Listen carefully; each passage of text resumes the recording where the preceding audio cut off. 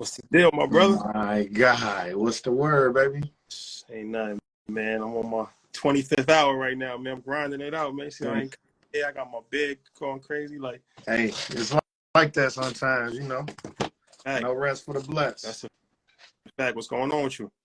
Man, you know me. Daddy daycare over here. I had mom's, the nanny over here, so we chilling. Okay. I just wanted to tap in with you, man. Everybody, you should know who Ross Mac is. Maconomics, EYL alumni, has a show on Revolt. Dope commentary when it comes to the economy. Used to work on Wall Street. Very interesting young man. So you will be joining us for our Market Monday show in Chicago, because you are a Chicagoan as well. That's only right, man. It's going to be historic, man. Monumental. Native Chi-Town representative. So make sure you get your tickets. The link is pinned. But I just wanted to rap with you for a few minutes before our show on Sunday, just to talk about a few topics, man. It's a lot going on in the world. And I know you're an economist. So I want to get your opinion from the economy standpoint. I'm going to start with the number one topic, Israel, Palestine. You don't have to give me your political views, but I'm interested to hear your economic views on this situation. Did you see Biden's press conference just now? You know what's crazy? I caught the tail end of it, but I saw, because, you know, I got a few updates and stuff like that, but I see he's saying, you know, immediately he want to go before Congress. He want to get money for Israel as well as Ukraine. So, you know, my overall view with those things is, at the end of the day, war is always bad. Geopolitical tensions are always bad for the stock market, for the overall economy, right? And I think, obviously, when he goes before Congress and he's asking for more money, that's just a function of saying the U.S. debt is only continuing to grow. We had like 33 trillion. Like 10 years ago, it was like 10 trillion. You know what I mean? So the idea of like 3Xing over the past 10 years is crazy, and that's just going to have a ripple effect for the years to come on whether that's the tax rate or what, you know, other different rates in general might be. So at the end of the day, I think, you know, war is never good unless you own, you know, some of those, you know, defense sector names, etc., oil names, etc. Yeah, I think it's interesting. I think that I think the politicians haven't fully, I don't think they have a good feel of the temperature and the climate. Just from the post, like we've been posting about just news topics, and I think there's a very anti-war sentiment, at least our followers. Yeah. Right. It's very anti-war sentiment, and it's a very anti give money to other countries sentiment that has been going on. And then, like, when I put the post up that $100 billion was requested, some people didn't believe it. They're like, no, you made a mistake. It's 100 million. Like, no, it's really 100 billion. So today he actually talked about that today, that he wants to, you know, get money for Ukraine and for Israel. And like I said, they're talking about $100 billion package. So what are your thoughts for when people, you know, a lot of people are concerned because they're like, okay, we have student loans. You denied student loan debt relief on a wide scale from the federal court situation, but now we can go into $100 billion to fund outside wars that the average person doesn't see any benefit in doing that. So what's your thoughts on that? Nah, that's crazy. So I don't really go too heavy into politics, but I share the sentiment where a lot of people have to ask the question, like, where's this money going and what's the benefit, right? Like, the way that they're going to try to pull the wool over certain people's eyes is they're going to say, well, you know, we are trying to maintain, or I think they use the word like for national security, we need Ukraine not to be taken over, or we need Israel to this, that. And I think that national security, we don't really understand that. So the average person, I'm not even gonna say the average person, just anybody for the most part don't know what that means, right? I remember when Zelensky came before Congress, and at this moment we had gave bro them like 30 billion. And he like, yo, that's not enough. And we like, wait a minute, bro. Like, and so the average person is like, one, why do we have to always be the person to kind of interject and say, hey, let's take this side or that side? But there's so many other things that we need to do with that type of money. And for me, I don't think giving bread to none of them is the right answer. However, I'm not privy to the type of national security conversation that they might be having in our Oval Office. So what are you investing in right now? I know you worked on Wall Street, and you have the series, and we talked to your children in the back of the car about investing in stocks and stuff like that. So what are some stocks, what are some ETFs, like what are you personally invested in, or what's on your watch list? I love that. What's on the watch list? At the end of the day, I rock with Ian heavy. You always got to start off with the two indices, right? S&P and the NASDAQ. After that, it's heavy first in tech, so you're always looking at the Apple, the Amazons, right? The Microsofts. I think I love the semiconductor sectors. I think I love infrastructure. I love healthcare. And at the end of the day, right, I think anytime where you're looking at certain names being down a ton, like I'm not touching the travel sector yet, but it's been down like 30% over the past 3 months. So you're looking at stuff like that, like, okay, it's now time. Like, well, Disney at crazy discount in the 80s is now time. Maybe not yet, but like there's certain names that will always continue to be on the watch list, and you're trying to see is now the time to get into it. But I think the safest is always starting off with the indices, and from there just trying to own the most powerful tech companies in general. So let me ask you about this, another trending topic. Cardi B, I don't know if you saw this, but she has said that she would rather invest in Birkin bags because that's a better investment for her as opposed to real estate. And when I first saw the headline, I'm like, but she actually made a pretty compelling argument, to be honest with you. And anybody that has, I recently just bought a home to personally live in it. It's not all it's cracked up to be. I'll be honest with you, especially when you're building a home. My advice to anybody is never build a home. If I had to do it over, probably one of the worst mistakes I've ever made in my life. So where you building that? In New York. Okay. So she made some valid points. She was talking about how a lot of her tenants have not paid, all kinds of issues, property, the boiler breaks, all kinds of stuff, right?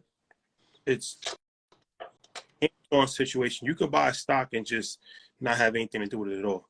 If you're buying, you have to be there's no such thing as passive income when it comes to real estate. I think that's a phrase that in real estate.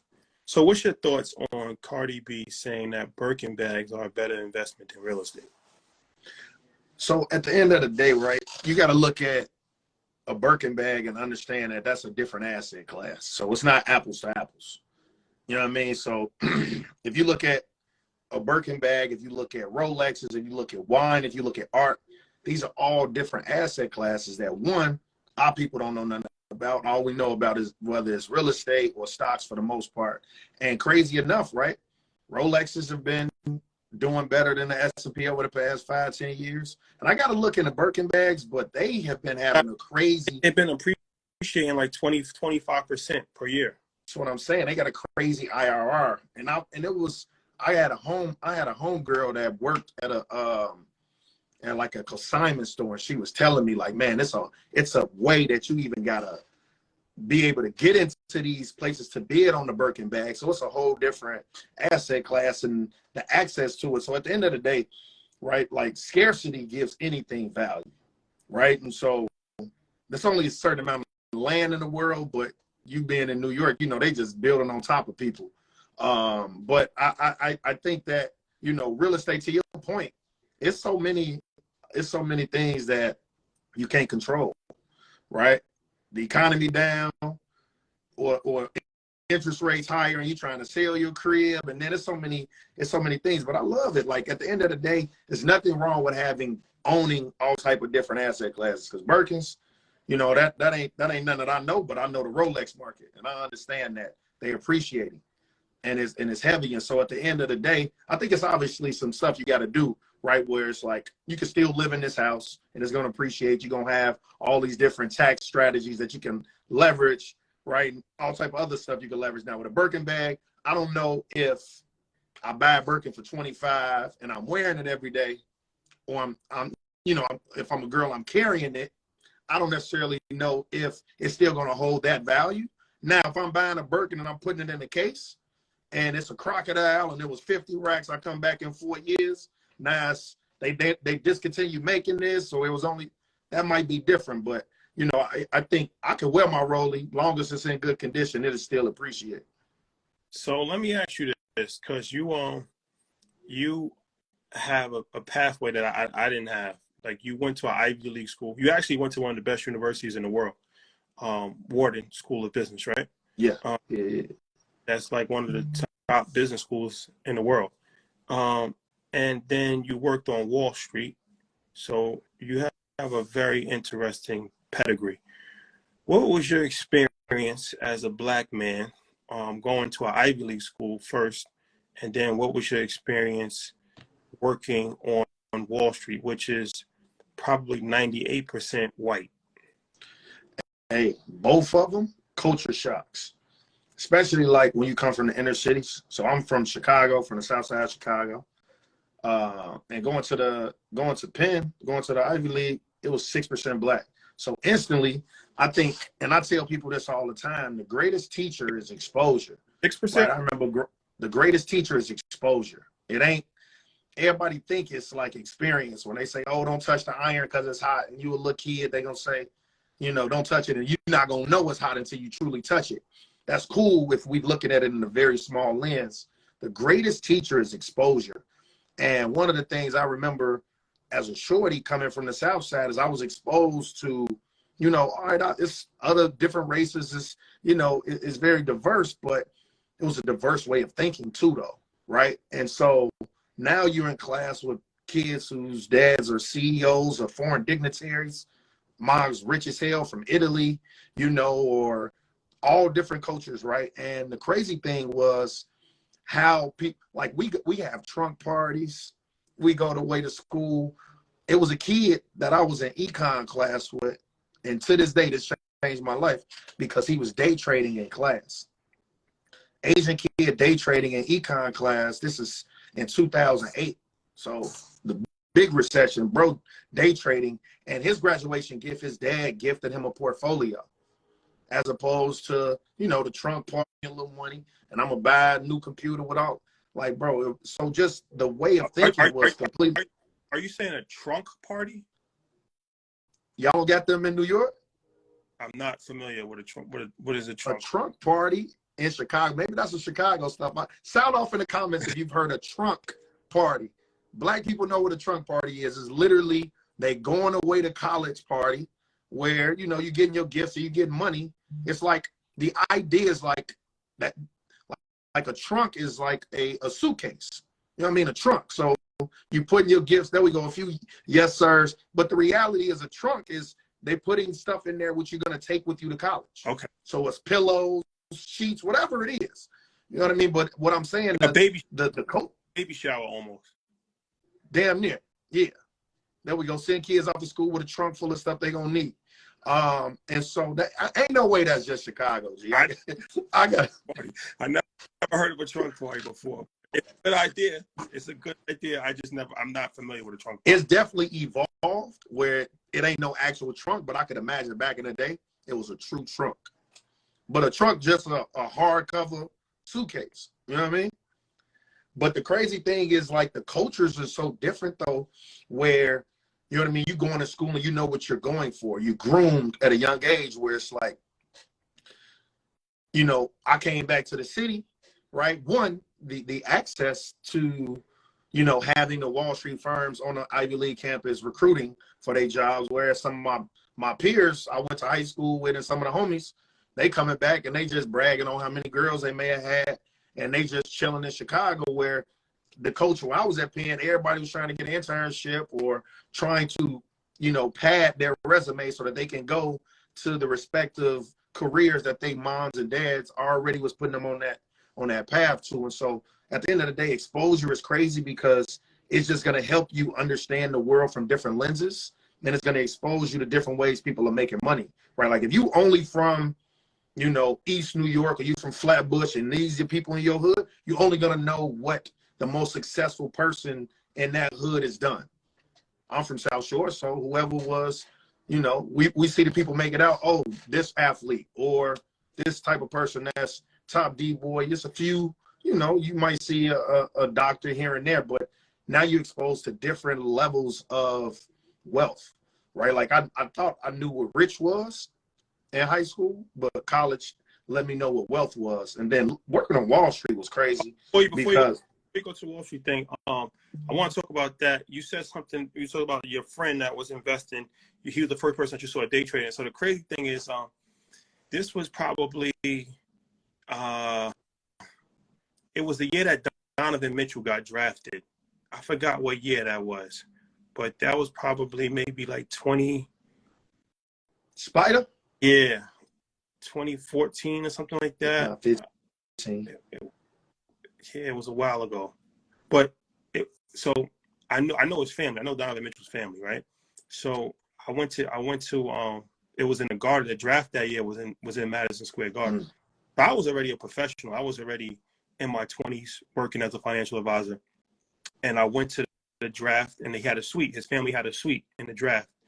I think it might have been the Barclays, but regardless, we had a suite, right? So I was in the suite, and we have a mutual family friend where one of his family friends is a good friend of me and Troy as well. Mm-hmm. So their son went to, I think he went to Stanford. He went to it was high school. He went to like a private high school, right? It's a very good high school in New York. And I met one of his friends. So this kid was like 17 years old. I'm like 26, 25 years old. He's like 17 years old. And we was having a conversation, white kid. And he was telling me about Ethereum. He was the first person to ever tell me about Ethereum. Mm. There's this coin called Ethereum. He was explaining it to me. He was explaining to me how it worked. Because at the time I heard of Bitcoin. But he was telling me about Ethereum, and he was telling me how. Now this is the part that's interesting. He's 17 years old, and he just graduated from high school. Right? So he was like, "Yeah, you know, my parents, they gave me $100,000 to invest," and he was like, "I put the $100,000 into Ethereum, and turned the $100,000 into $1 million," and he was like, "Now, I'm trying to start a hedge fund." 17 years old, right? Think so about that I'll never forget that. I'll never forget that conversation because that just put it in perspective for me. Bro, that put come on. Perspective for me. Like, you know what I'm saying? Like that put mom, I never even heard of a hedge fund at 17, bro. So there's so many different levels. So the fact that at 17 he's even has enough awareness to even be interested in investing, that's one thing. 17, he's in a position to get $100,000 from his family to invest. Because if they give you $100,000 to invest, that means that that's nothing. Like, no, that's the second thing. The third thing is that he has enough information to know what to invest in, right? And then the fourth thing is that he's aware that most 17-year-olds, you make $1 million when you're 17 years old, you're going crazy. He understands that that's just the beginning level, and he's already on to the next thing, talking about he wants to start a hedge fund. Yeah. So that just blew my mind. Like, and I actually invested in Ethereum shortly after he told me that. But that just blew my mind. That was like, I never had conversations like that with anybody in high school or anybody in life up until that point. And the first time I'm hearing about this is a 17-year-old. So it's like a lot of times, because I went to public school and private school. I went to public school my whole entire life, and I went to private school my last 2 years of high school. Mm-hmm. And the difference is like the wealth gap is so disturbing. For what I realize is that we don't even realize how far we are behind, because it's a very segregated country, right? You usually live in communities similar. Everybody's similar to yourself. Your circle is similar. So if you make $80,000 a year, you're communicating with people that make $80,000 a year or less, right? So all of your problems, issues, aspirations, you all kind of have the same. And you create your own algorithm, right? You create your own life algorithm where you're not aware of anything else really. So 3 miles down the road, people that are making $10 million, $5 million, $8 million, you're not even aware that this situation is even really happening. You have no real inner workings of any of that, right? So it's like you don't even really realize how far you are behind because you never really get a real perspective of a different world until you're in that world. But most people never get an opportunity to even be in. So they're just consumed with the world that they're in. But like I said, you have an interesting perspective because you were in that world from an Ivy League perspective and then from Wall Street. So now I would like to hear your perspective on Wall Street working as a young black man, and what did that look like? Bro, everything you said just hit home, because when we think about the wealth gap, it's only exacerbated by the exposure gap. Like you said, that kid had the information, not only just the capital, right? But he had the information, because it's some mogs in the hood that could get 100 racks easy, but they don't have the easy. A lot of them hit for about 20 to 40 on the PPP. So it's the same thing, right? The whole hood hit for the PPP, but the idea of actually now having the exposure to attaining that information, to now taking that capital to the next level. And so that's why I said when I got in at my school, it was crazy, right? Because now I'm exposed to so many different avenues and thought processes when it came to attaining wealth. People that are running, websites. I'm like, well, okay, people that are working on startups. This at 18, right? It's a different conversation when you're seeing people, Asian kids that are coding and stuff. What the hell is that? You know what I mean? The coolest kids for us was guys who getting the girls, the athletes. You might be cool, you get a nice car, but now it's a different conversation. Guys are working on apps, etc. And so the crazy thing, when I got to Wall Street, it's like, oh, in my mind, I made it. I felt like an athlete.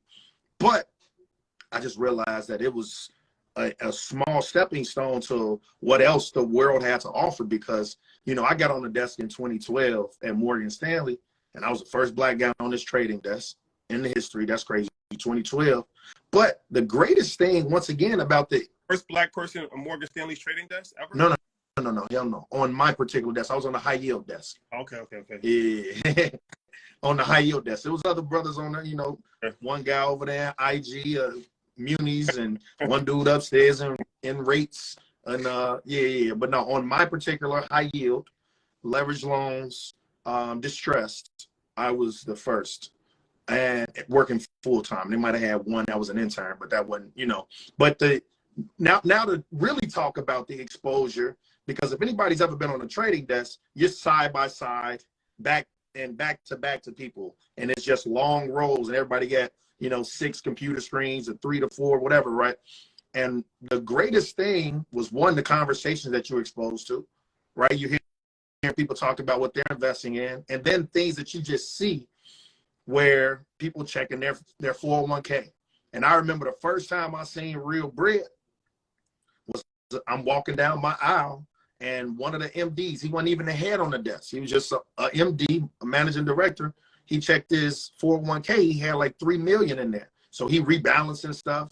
And I'm sitting there like, what is that? And at that moment, you think about it, like the average person from the inner city, they won, right? People don't even understand benefits. So they don't know, like, okay, they don't even know what their 401k is being invested in.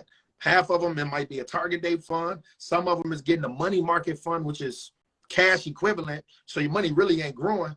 And so just the exposure made me want to yearn and learn more, because I'm like, bro, how fam got 2-3 million, and why is he rebalancing? So now I'm thinking about how he's doing that. Or I'm hearing these guys on the desk talk about, oh, I'm looking at this mining drilling company and yada yada. But like, just the conversations, right? One guy telling me about why he got an LLC and how he's writing off his dry cleaning and all of his suits, I'm like, okay, so, but the exposure is just one at that level. And then I went to a fund when I moved back to Chicago. And the crazy thing is just being in, and obviously y'all doing it in front of the world by being on stage with the Robert Smiths and the Kathy Woods and the Novagrads. But like, I was in I was in meetings every day with hedge fund managers, portfolio managers, and people that ran hedge funds. And now you're just doing the backwards math of how much they're worth. And on top of that, how they think. And one of the dopest meetings I was in was with Ken Griffin. He's Citadel. He one of the richest dudes out here. He got to be over nine Bs. But fam didn't blink, bro. And what was crazy to me was just how machine-like he was. Before there was AI that we knew of, how just... He didn't blink the whole meeting? Fam, if you ever watch an interview of Ken Griffin, see how we talk, we blink as with our expressions, like, one of the things I learned when I do public speaking, I count how many times people say, just randomly, I do that. I was trying to count how many times he blinked. Bro, don't blink. He a machine, bro. But going to that point, though, now talking about exposure, now I was thinking about different alternative methods of what people are investing in, right? So I remember having a meeting with a specialty finance company, and this was a true turning point, was they were invested, they own a portfolio of cash advance loan places. So when you sit there, one, it's a phenomenal investment if you're on the other side, right? Oh, it's uncorrelated to the market. It's in black and brown neighborhoods. They charging 500% return. I'm sorry, they charging 500% interest on the money. They borrowing at this and they doing it. So now you look and you say, bro, one, us as a community, we didn't pray, right? We're getting preyed on. And even more importantly was like, wow, there's so many different investment strategies, right? I was sitting across from several portfolio managers for reinsurance, right? So to your point, when you talked about the Birkin bag, there's nothing wrong with having these uncorrelated investments because there's people making millions of dollars purely buying the flood insurance and the hurricane insurance that you have through your insurance companies. And so I think at the end of the day, bro, exposure is something that before the power of social media, sometimes you just needed to be in those, you know, being at a white firm and a white school, you know, I didn't really get to pick and choose kind of like social media, who you follow, because you're in the halls with these people every day. And it's I say I wouldn't be where I was. I wouldn't been investing in 2008 if it wasn't for sitting next to a guy. He had 25 racks. To your point, to your homie who got 100 racks, this Asian guy got 25, and that's how he started investing with 25. And it's just different conversations that our community ain't privy to. And that's why it's important. No, education is extremely important. You know, like we come from working class neighborhood, and I'll never forget, like, first time we used to work at a community center at a camp. And when we got the first paycheck, everybody went to, it was a check cashing place right next to a Chinese restaurant. And we went to the check cashing place and say you got $200 and they give you like $190 and they cash a check for you. And nobody ever questioned it. But the crazy thing is that there was actually a bank probably 200 yards away from the check cashing place. Exactly. We easily could have opened a bank account, but nobody even thought about that. It was just like, yo, this is just this is how you get your money. When you get a check, you give it to them and they give you the money for the check. And it's predatory lending. Bro. And it is something that, like I said, I've never seen a check cashing place in a white neighborhood. No. Never. Check cashing place right next to the liquor store. I've never seen a check cashing place in a white neighborhood. I've never seen it before, ever in life. But once again, this goes back to education, like just being educated, right? And it's like so many things when you just look back on life, and it's like information is just everything, man. Because it's like these bits of information can literally life changing.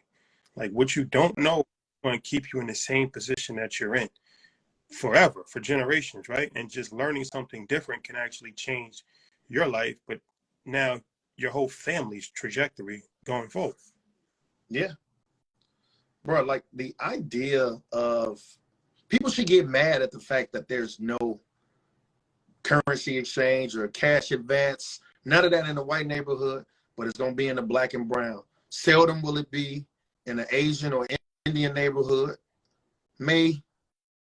but for the most part, bro, it's in our hoods. And imagine, bro, because now I'm in a position when I was at my shop, I'm in a position because I'm trying to look good. So I'm imagine saying, oh, this is a great investment.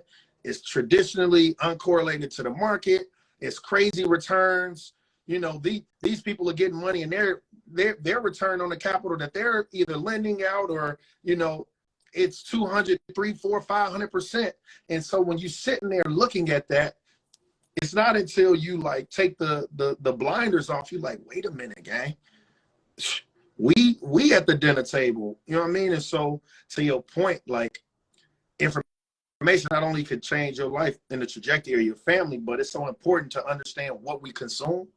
Because a lot of stuff be, you know, propaganda, etc. But it's important to understand what we're doing with our free time, because we get lost away on scrolling and following different things, or lost away on Netflix. Netflix crazy because they give you 5 seconds to say that you want to watch the next episode, and then it's just instantly on. And so you look up, you done binge 5 hours and not understanding the world that's around us, that for the most part, we don't have a seat at the table.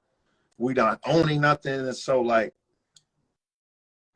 going to that school, and that's something that I go back and forth with, because all my siblings, for the most part, went to HBCUs. And so I'll be thinking like, you know, would I want my kids to go to HBCU, or would I want them to be exposed to what I was exposed to? Or granted, because now I was exposed to, maybe they can go to an HBCU. Or so I kind of go back and forth. For the most part, I want them to go to kind of the route I went to. But like the conversations is different. You know what I mean? Well, let me ask you, you have kids, you have young children, right? So this is something that a lot of parents struggle with, especially like when you start. So the problem with when you start to make money as a Black person is that you're faced with some dilemmas. It's a very weird situation to have money as a Black person, because in most parts of the country, if you want to move to a really nice neighborhood, be predominantly white. Well, that's an issue, because now you're the only Black person in the neighborhood, and that's weird. And then you have to send your kids to school with all white children, and especially when they're young, that's a very dangerous situation to put a child in, because they're never going to be fully accepted as a white person because they're not white. And they're going to lose a level of cultural identity, because they're never going to be able to fully identify with the vast majority of Black people, because they become out of touch. So now they become kind of like, they walk a very thin line. I've noticed this with a lot of Black kids that grew up in white neighborhoods, where they do like weird cultural, like they try to overdo it sometimes. Yep. They try to just, it's a weird space. But then it's like, okay, do you put them in a Black environment, right? Problem with that, unfortunately, is that a lot of times the educational system or just the environment is not the greatest. But now, when you put somebody who, it's obvious that the kid has a level of wealth, right? Or it has advantages. So when you put, it's hard to be the richest kid. Yeah. It's hard to be the richest kid, right? Because now it's like there's a certain level of envy, jealousy, and there's just a certain level of just not, at a certain point in time, you're not going to be able to relate, and that can cause issues, right? Because then do you start to do things to self-sabotage yourself to fit in with your friends who are at poor social economic environment, right? And that causes challenges for the growth of a child, because now they can potentially hurt their growth by trying to fit in a situation that they're not familiar with. Like, they wasn't raised like that. They're not from that environment, but now they're trying to fit into that environment to make themselves comfortable with their friends. Very, very interesting dynamic that parents have to consider. Nah, that's Thinking a fact.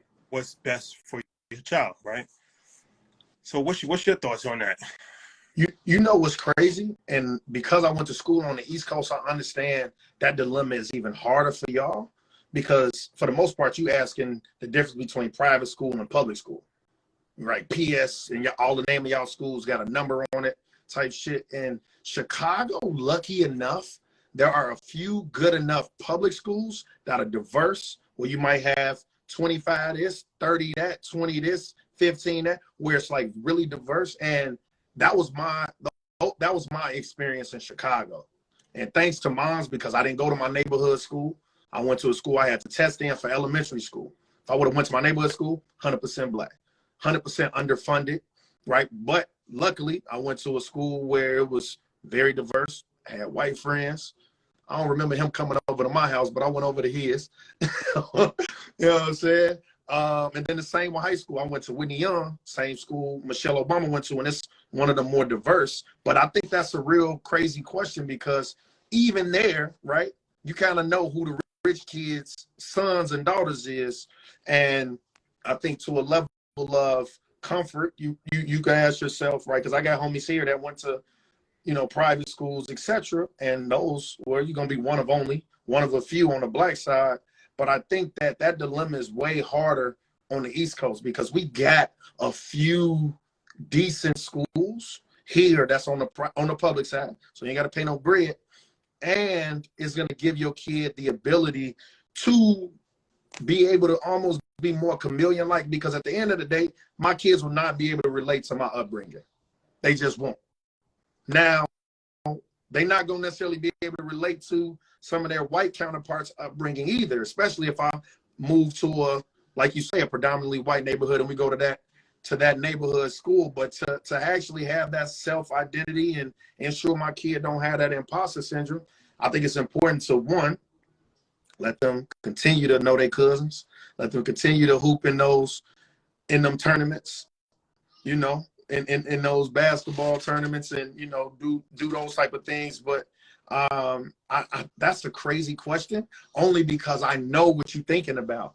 Because like the people that live in New York, that's a big question. You got to pay 30, 40 racks to get a good school, whereas here, the politics. Hopefully my kids make it into the school. If not, we're gonna have to figure out who pawns we got to grease. But I think that come on.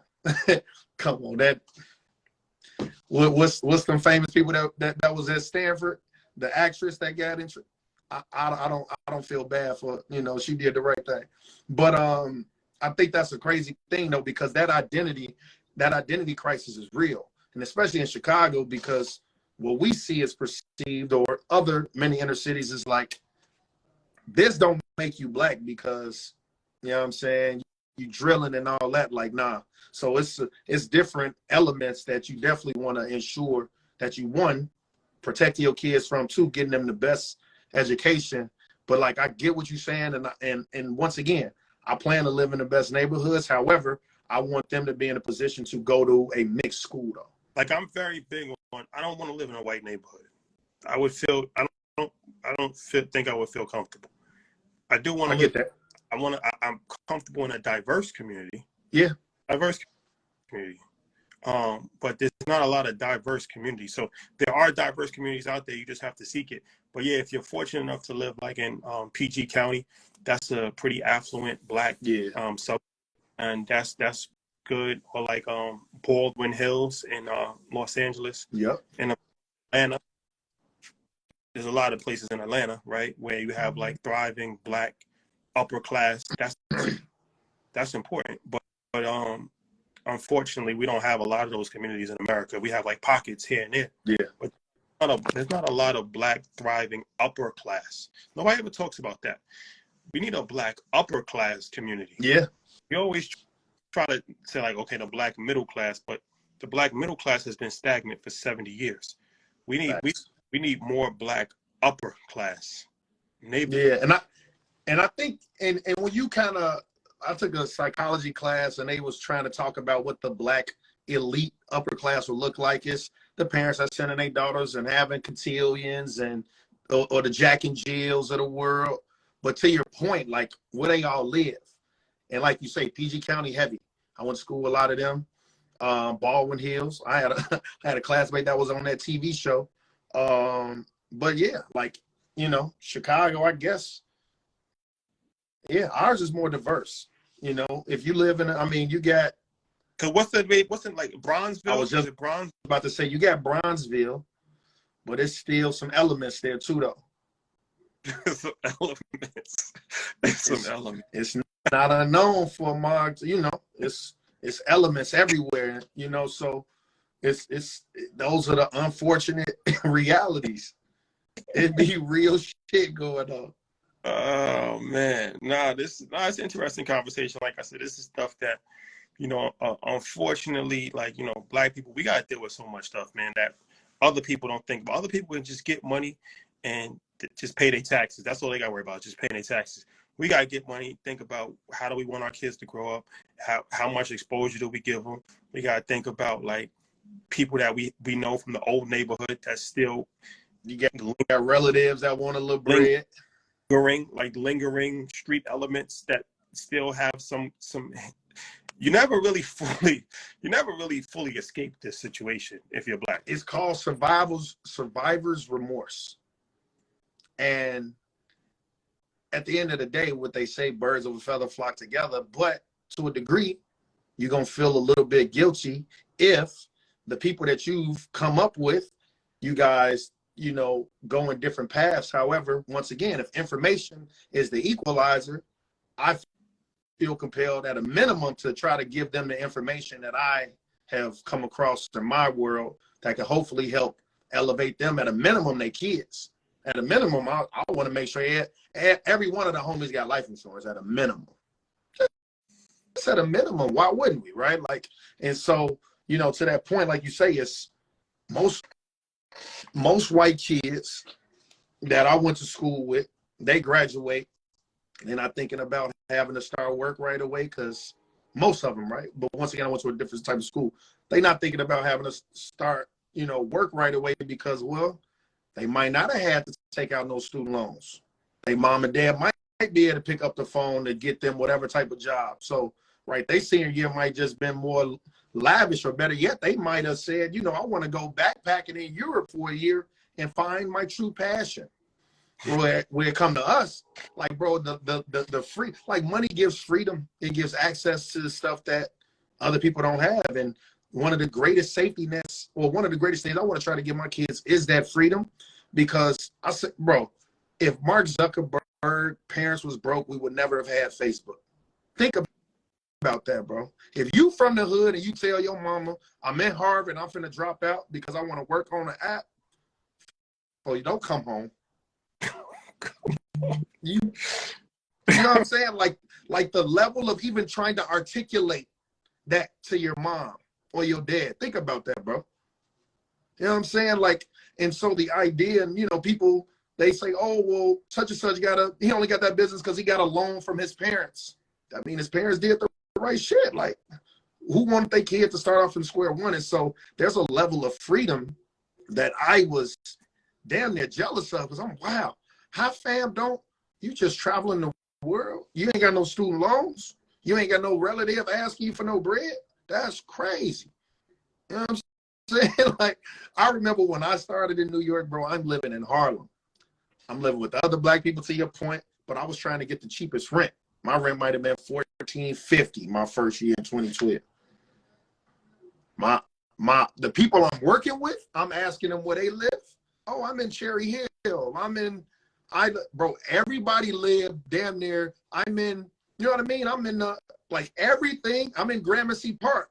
Well, I'm in Harlem. I'm living in Brooklyn. Like, so like the idea of just stuff like that, like they couldn't relate to that.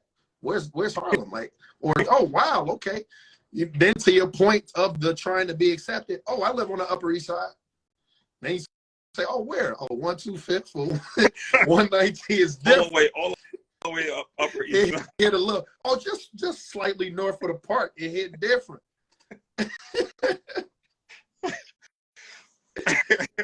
hey, bro, that's some of the funniest shit. Oh man. Nah, man, this is real conversations. But look, man, Chicago, we are coming. Ross Mac will be joining us on stage for Market Mondays Live. Chicago, you know, Market Mondays is a world tour, and it's 6 shows in 4 countries and 3 continents. So we did LA, we did 2 sold-out shows in Toronto, we did sold-out show in London, Chicago, which is on its way to selling out. Get your tickets now. Click the link. We got so Chi-Town can't break the streak. We got to keep the streak going. And then we're gonna end the year in Ghana. That's gonna be big. We're gonna end on the continent of Africa, and we're gonna bring in the new year. It's like Belly, if he actually chance to go to Africa. It's like the sequel of Belly. That's gonna be hard. Yeah. So we're gonna be in Ghana. We're gonna be in Ghana for New Year's for Market Mondays. But it's been a great experience, man, just to be able to travel and you know, just see different people in different regions. Everybody got different, you know, aspirations, different goals, and I really like this thing that we've been able to put together. So thank you for rocking with us and joining us for this. Definitely looking forward. Chicago also, the last thing I think about this is that Chicago has a bad reputation, and I feel like even I tell people like, yeah, we're going to Chicago. The first thing they say to me is like, be safe. Oh, I ain't going out there. Iraq to watch out. I'm like, yo, bro, it's not even like that. Like, I feel like if you looking for a problem, or if you stupid and you go into a neighborhood that you know you shouldn't be in at 12 o'clock at night, then of course. But it's like, to me, it has one of the greatest architectures I've ever seen as far as the city is concerned. The downtown architecture is beautiful. Even on the south side, he was on the south side, cool. Like, it's no problem. Like, I feel like you know, it's important to change narratives. Yeah, that's important. Look, man, Chicago voted one of the most beautiful cities in the world. Not just America, in the world. And at the end of the day, summertime Chi is second to none. And like you say, it's a culture. It's a city with extreme rich culture. Matter of fact, New York and Chicago, them black folks was coming up from Mississippi, up from, you know, that Harlem Renaissance era. That they either went to Chicago and up to Detroit or over to New York. And at the end of the day, we got a lot of rich culture here, a lot of beautiful people here, a lot of great businesses, a lot of black dope-owned businesses. But at the end of the day, you know what I mean? Like you say, changing the narrative is important because, you know, every city got the negative stuff, but for the most part, it'd be confined. And when it's all said and done, you know, we're going to make history, man. Market Mondays, we're doing it here in Chicago. The best city is probably, I mean, maybe I'm biased, but I think this is going to be the best show ever. You know what I mean? That's just how Chicago going to do. We're going to, you know, everybody going to pull up, pop out. It's like that. For sure. So shout out to my guy Dre in the comments too. You know, he'll be in the building. Absolutely. NACA expert himself. Hey, the NACA finesse kid. He one of them ones. That's my dog. That's a fact, man. But yeah, shout out to Chicago, man. Can't wait to get out there. Always love whenever we touch the city. So thank in advance for the hospitality. Chicago has always been good to us. And some of the best food in the country. Don't forget that. And I'm talking to a New Yorker, and I'm talking crazy. Some of the best food in the country is overrated. I'm gonna be honest with you. The deep dish pizza, I didn't enjoy that at all. That's overrated. Listen, for sure. Listen, the dollar slices that once was in New York, they dry. You know what I'm saying? It's cardboard. It's like just putting cheese on a cardboard. You know what I'm saying? Like, at the end of the day, bro, New York is solid. I got a lot of love. I lived there for, you know, a little over 3 years. And damn near more because I interned there for 3 summers too. So I rock with New York, but It's like that. It's like that. We got some of the top everything, and it's diverse, just like y'all. Like we got crazy diversity too, though, because you're gonna get some. You can't get chicken in New York that's smacking like Harold's. It's just not possible. I've never had good fried chicken, and I mean you could go to what's that on 116th? Not Sylvia. Sylvia's on 124th, right? Sylvia's, and then the other one, Amy Roof. Oh my, Amy Roof's like. Amy Roof. It's cool. It's a real, Southern feel, but I'm just trying to get a 5-piece hard, get some mild sauce. I'm going about my day. You know what I'm saying? So Chicago, one of them ones. We got way better steakhouses than y'all. Absolutely. It's not even a question. Yeah. I don't know about that. Bro. I don't know. Is Ricardo's one of your top steakhouses? I don't eat steak. Okay. So I want to know how you coming. But New York is actually known for steakhouses. You know that, right? Nah, we known for that. We in the Midwest, bro. We had real slaughterhouses where, like, we had a whole section where we was the ones chopping the stuff and sending it out. Okay. All right. Well, look. Hey, Gibson's is a chain. Whoever said that, they got that in New York and Chicago. We got stuff that ain't chains. I'm interested in trying some restaurants while I'm out there. Hey, we're gonna show you a good time, man. Asian fusion. If you have one of those type of vibes going on, you got that. I'm a food, and not the chain. Because everybody got towel. Yeah. We got other vibes. I'm a food snob, so I'll definitely. I wanted to have a food show. It ain't too late. It's not. It's really not. So maybe we'll do the pilot in Chicago. It's like that. That'll be. I mean, what better place? What better place? Well, there you have it. We got better Mexican food than y'all. Y'all gonna have us on some West Indian though. Y'all got us. For sure. Y'all gonna have us. Mexican culture is not really huge in New York. I know. That's why I had to say something that I knew I had a one up on. It's more Dominican,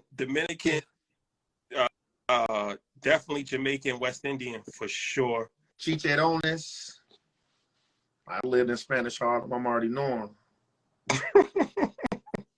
Yeah. All right. Battle of the food, man. Now I'm interested. We gotta make reservations. Make some reservations for Saturday, shall we? Let's do it. Saturday night. We go make reservations. We bring the gang out, and I'm gonna be the judge of this. It's easy work, man. I mean, you don't come in just mad off the stress when you gotta let us know, like, okay, that is better. As long as you know. For sure. Believe it. I'll be a fan. Believe it. The deep dish was so hyped up, and I felt, what did I eat? It was one of these famous places too. Giordano's. That's downtown. Yeah. I mean, I'll tell you, like, it was either like Giordano's or It's two famous places. Oh, you talking about Illuminati's? Illuminati's. Yeah. I should have known by the name because it sounds like Illuminati. But I went to Illuminati, and I knew I was in trouble when they gave me a fork and a knife. I don't understand why they need a fork and a knife to eat pizza. It's an experience. It was dough with tomato sauce. A lot of dough with tomato sauce on it. And cheese. And they said that's the best place to go. Hey, but you want to know what's crazy though? Chicago people really don't eat deep dish though. Like a New Yorker probably has never went and visited the Statue of Liberty. Like we don't eat deep dish. Okay. You know what I'm saying? Like that's a outer towner thing. If you go in there and everybody, chances are 90% of the people in wherever you at, they from out of town. What's the best restaurant in Chicago? I'm gonna put you on the spot. That's strong. What's your favorite restaurant? And I gotta ask the missus. Whole time though, Steak 48 a hit. I like I'm a steak guy. I don't know. I ain't watched none of them like things on Netflix that was telling me why meat is bad for me. I haven't watched that, so I've been avoiding that. I probably should. But then you got Joel Stone Crab. What's another one? What's another one? That might be it for now. I know it's some other ones though.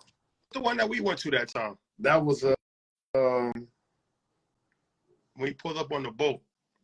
That's heavy. That's a crazy flex too. And Rashana, she here, the boat, the pull up to the boat. It felt like we was about to go to La Marina. Hey, it was it might have been State 48. Was it? I think it was State 48. No. My bad. STK. It might have been STK. STK. It wasn't STK. It's on that block though. Yeah. It was Dre. It was STK. I think it was. I don't know no more. Let's see. Yeah, that was STK. I knew I went to it. Was it? Okay. Yeah, it was STK because I went there not that long. I mean, I went not that long after. It was STK, but that was a flex. Oh, you got some great eating. You got some great eats on the river too, though. You know what I'm saying? Man, you ain't really eating on the Hudson River like that. You can't. We got great spots on the Chicago River. The boat was a vibe. That was a vibe. I was not expecting that. I was not expecting the boat ride in Chicago. Yeah. I'm that's just Chicago. And we talked about this, and I'll argue this down. Chicago skyline and Chicago summertime is a real argument to have when it comes to comparing it to New York. And I'll leave it at that. Architecture skyline is beautiful for sure. The summertime is highly debatable. I haven't spent summers in Chicago, so I don't really know. But it's going to be difficult to beat New York summer. I'm gonna be honest with you. That's going to be difficult. I ain't gonna lie to you. I used to tear New York summers down. Chicago summer is aesthetically more it's better. It's just hot and dry in New York. Like, I think and everything is about perspective. So for me, the idea of taking the subway in the summertime used to just. Oh, that's disgusting. That's disgusting. But imagine in a suit going to work and you got to go on the subway. It's 15 degrees hotter. No, you got to say, excuse me, because it's a rat also waiting to get on the train. The subway, excuse me. Disgusting. Like, I used to work on Park Avenue, so I used to take the 6 train from Grand. There was only 2 stops, maybe 4, 5, 6. I only took it when it was extremely cold or if it was raining, because I would just walk. Yeah. Man, that has to be one of the worst experiences in life, is taking the subway during rush hour, because there's a million people on the cart and nobody's talking to anybody. Everybody's just like looking with their head down in their own world. It's bad, bro. And it's to the one person with skits that get on and everybody backflips and all kinds of weird shit. Yeah. 100 degrees when it's hot. It's bad. Subway system in New York is terrible. That needs to be revamped. They need to do a $100 billion subway renovation. Literally. I need a $100 billion subway renovation for New York. Because it was crazy. Y'all did it with LaGuardia. Subways need to be next. That might take a long time and inconvenience a lot of people, but it's crazy. And that, I mean, think about it. Chicago, we on top, baby. The L system. You ain't got to go underground, baby. We straight here. Elevator train for the people that don't know. L train. Elevator trains. L train. The L train it is. Well, I ain't took the train in a while. You guys have a hell of a run when it comes to basketball players, for sure. That you have had a good basketball run, and you legendary hip hop for sure. Yeah. Yeah. Y'all done had y'all.